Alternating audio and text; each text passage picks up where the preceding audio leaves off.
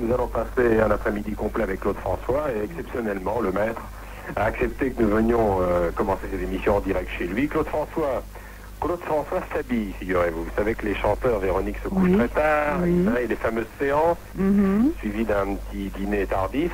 Et Claude François, comme de nombreux chanteurs, se couche à l'heure où vous vous levez, ce qui est mon cas également. Alors là, il se lève, il vient de se brosser les dents, il termine de se raser, et dans 3 minutes, il sera à nous. Alors je vais le laisser s'habiller tout de même. Et puis ensuite, je le retrouverai dans sa chambre, car la chambre à coucher de Claude François, c'est quelque chose.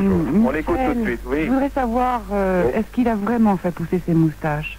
Est-ce qu'il a vraiment fait pousser des moustaches? Ah non. Ah bon? Non, non, pas du tout. C'est tout ce que je voulais savoir. Non, très bien. On peut peut-être écouter maintenant, Claude. Oui, bien sûr. On va écouter Claude tout de suite. Je suis dans la chambre à coucher Claude François. Vous imaginez toutes les fans qui voudraient être à ma place.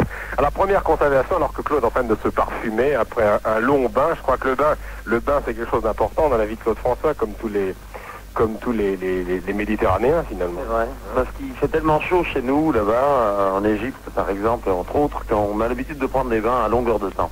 Puis parfumé. T'as remarqué, il y a plein de trucs. J'ai remarqué. Dis-moi, explique-moi Claude, comment fait-il? L'émission a commencé depuis 10 minutes, le téléphone n'arrête pas de sonner. Alors comment tes fans sont-elles procurées ton numéro privé? Ça c'est une chose qui m'intrigue. En général, un téléphone personnel, surtout quand on fait ce métier, il est confidentiel, seuls quelques amis l'ont. Hein.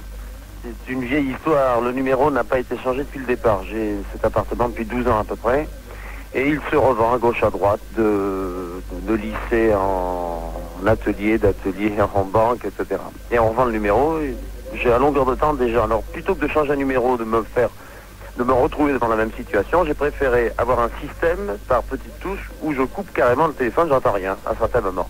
À d'autres moments, je réponds, et bête comme je suis, de temps en temps, je réponds aux fans et je discute le coup un petit peu avec elle. Alors, comment trier les téléphones très importants? Ça, c'est mon... je vais te dire le truc, en fait, puisque ça changera pas le truc. Les gens qui m'appellent et qui donc travaillent avec moi, ou qui sont mes intimes ou mes amis, savent que je décroche sans émettre de son. Et à ce moment-là, ils doivent décliner leur identité. Autrement dit, par exemple, Jean-Pierre Bourter, je décroche, il dit Jean-Pierre. Oui, je réponds. Mais si j'entends « Allô ?» je raccroche parce que c'est pas quelqu'un. Bien, je suis dans la chambre de Claude François, une petite chambre. Alors, c'est un univers assez secret, assez extraordinaire. Et là, je comprends mieux maintenant, car c'est la première fois que je viens chez toi, dans ta chambre, je comprends mieux maintenant ta carrière. Là, tout est à la disposition du chanteur pour que rien ne lui échappe. Il y a des sons, il y a une guitare, il y a des livres, il y a des médicaments, il y a tout l'univers, toute la panoplie. Hein. C'est vrai, il y a mon univers qui est là. J'ai des dessins de coco, regardez voir là.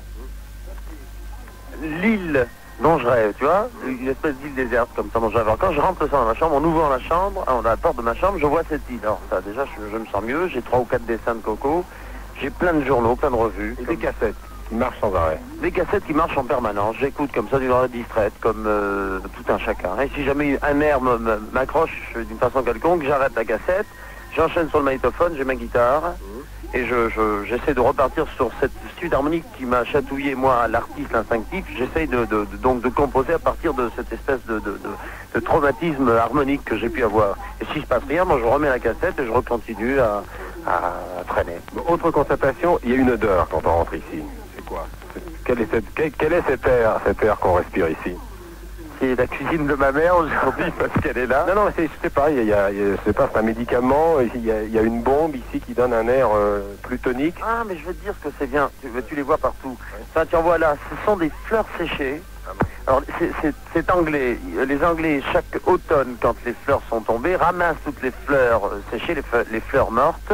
Ils en font des énormes paquets, et puis ils en font des tout petits paquets qu'ils vendent. Ces fleurs séchées gardent le parfum naturel de la campagne, qu'ils laissent. Il y a une petite odeur un petit peu acide d'ailleurs, puisque c'est la fleur qui est séchée. Et alors cette odeur stagne dans l'appartement et ces fleurs séchées émettent ce parfum pendant à peu près 1 an. En tout cas, c'est garanti sur la boîte. C'est des fleurs naturelles séchées. Alors je mets ça dans des grands bacs comme à l'entrée. Tu peux venir à l'entrée, tu vas voir. Mais encore une chose, ça m'intrigue et ça m'inquiète en même temps. Le guide des médicaments. Ah oui, parce que chaque fois qu'on me donne un médicament, on ne me dit pas exactement ce que c'est. Tu sais, quand j'ai pas le droit d'être malade, un peu comme tous les gens qui ont des responsabilités précises. Bon, en l'occurrence, dès que j'ai un petit quelque chose, là j'ai un rhume qui est en train de partir, je vais voir un médecin, à chaque fois on me donne des tas de trucs. Et à chaque fois que je sais, mais vous en faites pas, prenez ça, c'est très bon pour vous.